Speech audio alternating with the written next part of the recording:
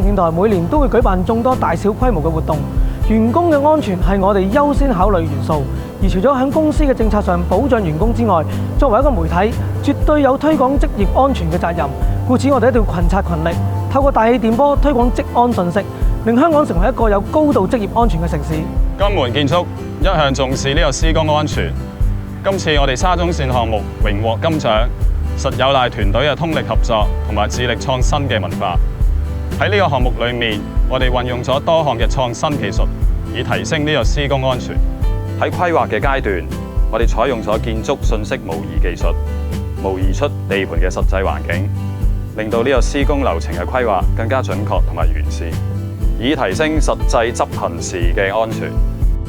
金門亦都喺地盤嘅威亞等設備上高應用咗射頻識別標籤，有助記錄同埋監管，從而剔除咗因為器具過期而對施工安全帶嚟嘅影響。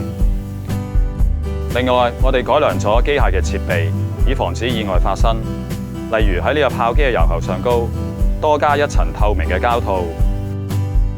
防止油喉突然爆裂嘅時候對工友造成嘅危害。喺炮機嘅頂上，我哋都加裝咗圍欄，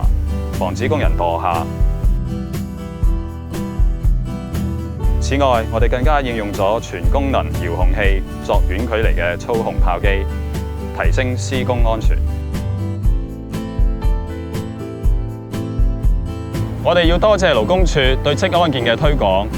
金門建築承諾會保持使用創新技術，提高施工嘅安全。